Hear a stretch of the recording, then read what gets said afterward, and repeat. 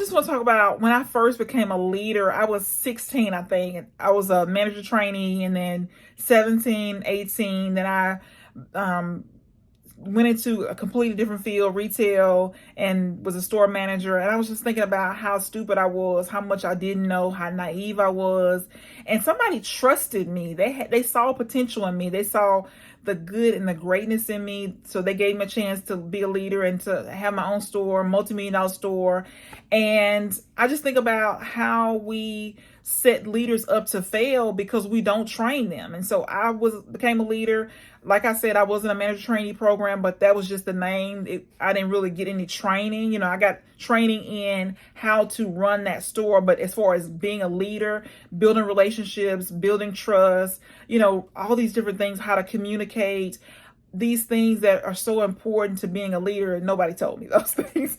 And so there's no telling how many people I messed up, but I've learned and I continue to learn. And leadership is a journey that we really have to commit to learning, over a long period of time, not just go through a week or 6 weeks or 4 weeks of training. We have to make a commitment to stay with it, for years and years of just getting better with people, dealing with people, the culture, conflict.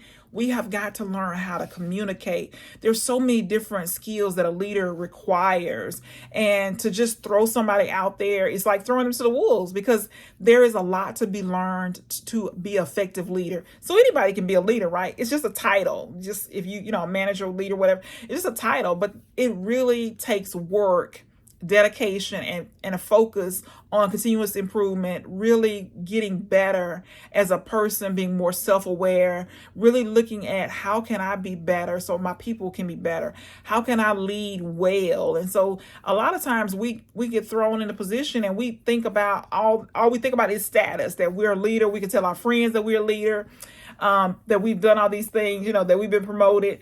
But the true test is, how do you lead? Do your people believe in you? Do they believe that you're capable of being effective? Do you get results? Are you productive?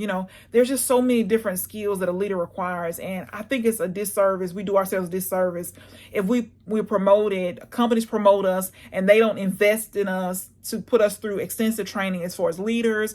If we are promoted as a leader, we should spend extensive amounts of money and time in our sales, making our sales better, working on our sales, really figuring out what makes a great leader.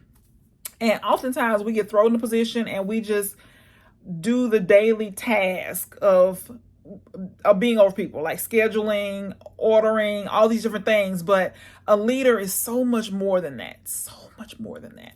And so if you are a leader, a brand new leader, or if you've never had an extensive training, commit to going to 1 or 2 conferences, leadership conferences this year. Commit to a personal development and a professional development plan where you're reading books every single week about leadership, that you're focused on asking for feedback, from your superiors. How can I be better? What do I need to change? Asking your people, what things do they, what are they working on? What's their plans? What are their goals? Getting to know your people. And so if you need help with this, you can find a link below on how I can help you become a better leader.